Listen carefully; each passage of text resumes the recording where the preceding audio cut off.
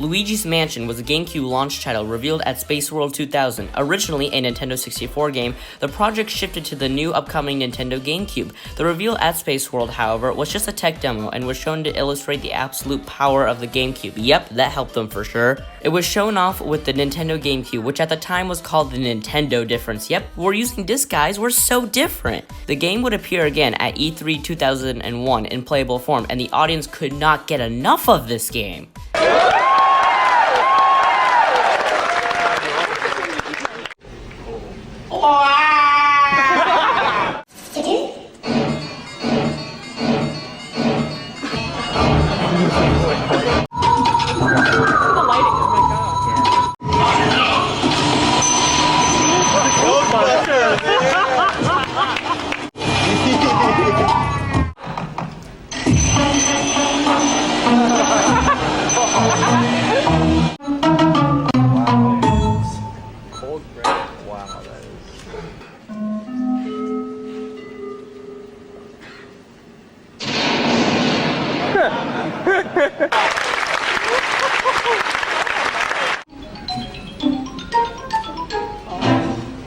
Awesome. You haven't even seen what it is. How can you get excited? You don't even know what the game looks like. Like, just think about if this happened right when you saw when the Nintendo Switch was revealed.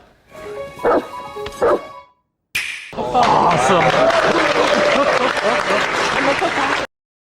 And the game looked quite different at the time, and if you want a better idea of the history, go watch Beta64's video on it. He goes into a deep dive of the history and the making of the game, and I highly recommend it. Then, on September 14, 2001, the GameCube and the launch title Luigi's Mansion released alongside it.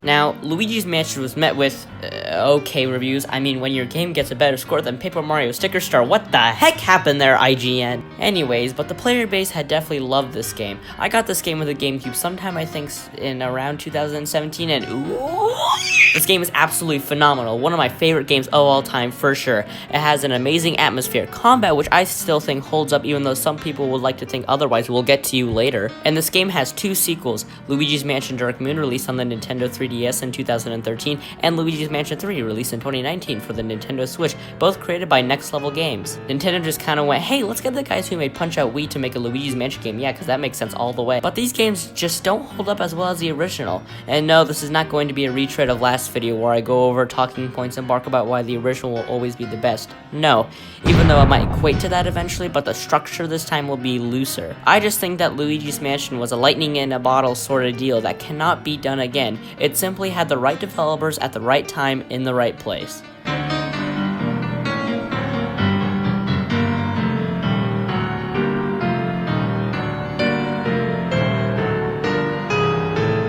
Okay, but what do I mean by this? Well, I just think that Next Level, and probably even Nintendo, does not exactly know what made the original so good.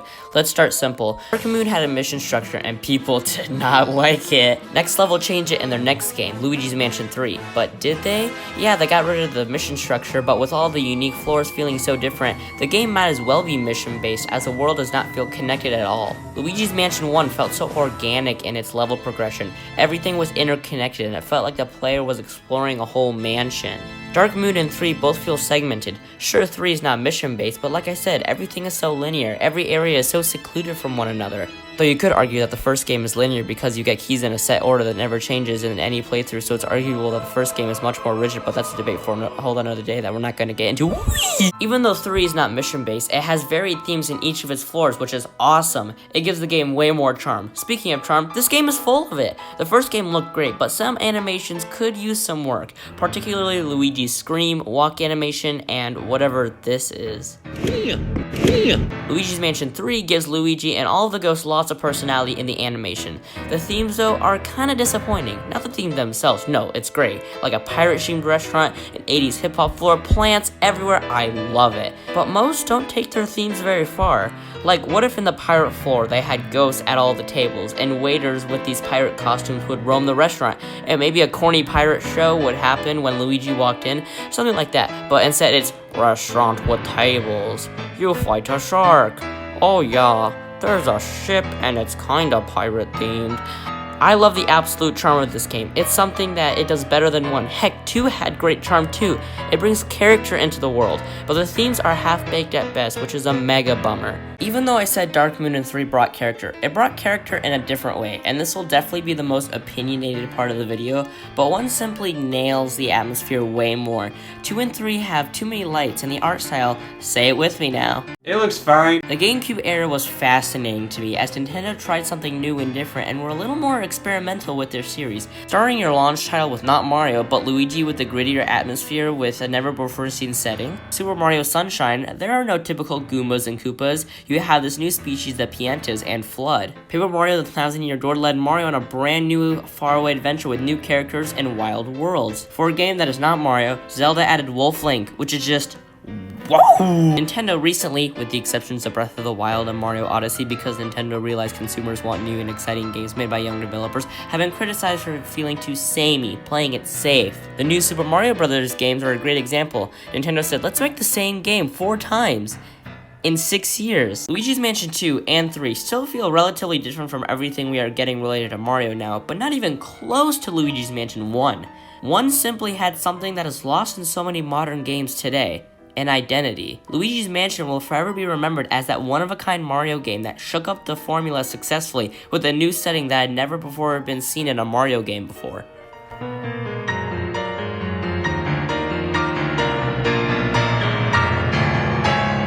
Now, oh man, Dane has complaining about looks and legacy, but let's get to the actual meat, the gameplay. All 3 entries have unique combat, and I will go over all of them in order. 1 has the most easy to learn, hard to master effect prominent in it. Flash your light at the right time and suck up the ghost by jerking your thumbstick in the opposite direction until the ghost has been captured. Simple as that. 2 has a new meter where it was not just about sucking them up, but rather sucking the ghost up as long as possible to fill up the meter all the way. Press the A button to suck up a large amount of the ghost's health, and you can also jump. 3 added a slam move where, similar to 2, after sucking up a ghost, press the A button, but instead of one giant section of health gone, you slam the ghost as it loses 20 HP every slam. It's usually 4 slams, but if you are strategic enough, you can get more slams in at once. Alright, now that you know the combat in all these games, it's time for Dane to moan about them all. Let me start off with 3. The slam move not only being very similar to 2's combat system, but also is the shallowest out of the 3, no pun intended. You just suck for 3 seconds, press A, boom, you win. It feels like an automatic win button. Now you might be saying, but wait, Danerade, what about Luigi's Mansion 2? You said it's basically the same thing, what do you think about that game? Well, for one, I like 2's combat over 3's because it makes more sense and feels less like a win button. Implementing the first game's control layout would just not do it justice to the 3DS's poor circle pad and would just destroy it. Next, you can jump. This adds a layer of strategy to avoiding the ghosts so they don't screw up your meter you're trying to fill up. Sure, 3 had the air blast, but 1, the air blast is not as fun and makes it too easy, and 2, Luigi's Mansion 3 has much larger rooms, so avoiding ghosts is not an issue. 2, on the other hand, has smaller rooms, meaning ghosts are crammed into a smaller space, making it harder to dodge ghosts. But I don't like these as much as the original for one reason: easy to learn, hard to master. I don't think a lot of you know this, but to perfectly suck up a ghost, primarily portrait ghosts, you don't always want to be pulling back. There are instances where it's ideal to let Luigi get pulled away for a second. In these instances, it's important to understand when to pull and when to push. And the fact that ghosts can pull and push Luigi much more makes strategy play a key role. But Danerade, you might be saying, you said you actually kind of liked 2's combat system because it could not have been done on the 3DS and it brought its own challenges to the game. And yes, you are right, I think it did in some ways. Remember when I said the original could not have been done on the 3DS? Implementing the first game's control layout would just not do it justice to the 3DS's poor circle pad and would just destroy it. Well, that statement is an error, because let me introduce you to a little known game that contradicts everything I just said, released on the 3DS in 2017. Yeah, they released Luigi's Mansion 1 on the 3DS, and hey guys, this control scheme works perfectly fine. How would I know? Well, because I did the unthinkable and paid full price for a game I already owned on the GameCube and on a Dolphin emulator. Yes, I am so good with my money. So yeah, that claim can't really be used, but back to the combat. Danerade, you might be saying once again, you complain that the combat becomes boring and stale in 2 and 3, and that they are shallow and lack depth in what you consider to be good difficulty curve. Doesn't the original fall into the same trap too? Well, look who agrees with you. Let me introduce you to Exaparadigm Gamer, who has this to say. Nick on Planet Ripple recently introduced me to the concept of the 30-second cycle. Basically, the idea is that all games are based on some element of repetition of roughly 30 seconds of gameplay, and the goal is to make those 30 seconds super fun so people don't mind doing essentially the same thing over and over again. For example, Halo 1 only really has 4 Covenant enemy types and 3 Flood forms, but between the depth of the gunplay and the challenging enemy AI, it's more than enough to keep the player interested in repeat playthroughs. Where Halo succeeds in arcade fun with its depth and challenge, Luigi's Mansion fails because it's mechanically shallow and too easy. Luigi's Mansion, I will admit, is not the hardest game out there. However, the developers made the game easy as they thought the controls would be a bit overwhelming so that you could progressively get more comfortable with the controls, and by the end of this admittingly short game, you have mastered the controls and can then take this mastery into the game's hard mode. Nothing wrong with keeping the combat simple. In fact, simplicity is the core of what makes arcadey action games fun to play. To excel, however, the gameplay needs to have some breadth and depth, and enough challenge to keep the player engaged. Again, easy to learn, difficult to master. I'm not saying Luigi's Mansion needed to be brutally difficult, but most of the combat in this game comes down to fighting wave after wave of a single type of ghost in a room over and over. The problem is that even when multiple ghost types attack in the same wave, they're rarely combined to supplement each other's weaknesses. Imagine if you were being chased by several chokers while a couple Mr. Bones were throwing projectiles. Do you take out the chokers first since they pose the most immediate threat, or do you take out the Mr. Bones since they can interrupt your ghost busting? This is the depth that ghost busting is sorely missing, and when most ghosts attack you in fundamentally the same way, or are paired with the same type of ghost, you never have to make threat assessments or plan your attack. So for the most part, I just kind of floated through every combat section, employing fundamentally the same strategy for almost every wave, and I won. A lot of these are good points and can go either way. I can understand if you don't like some of the mechanics in this game, and much of the problem is up to the personal taste when it comes to repetition and the overall just structure and mechanics of the game itself. But my points still stand, and it's really about exploring the mansion and feeling motivation from wanting to save Mario. Now, I've gone over almost all my points, but I want to list one positive with Luigi's Mansion 2 in particular, as I feel as though I haven't given that game enough credit. Luigi's Mansion's music is awesome, so atmospheric to accommodate the spooky atmosphere. Luigi hums the tune in fear as he walks through the hallways. It's great. I will say though, it falls into the trap of a lot of other Mario games in this era by really only having like 5 tracks and really only 1 or 2 main themes. However, Luigi's Mansion Dark Moon has arguably even better music. I think the original Luigi's Mansion theme is the best, but that's all the original had. Oh yeah, and the training room theme and the end credits theme is pretty good too, but Dark Moon has way more songs and they are all of the utmost quality, so great. But we don't talk about 3 though.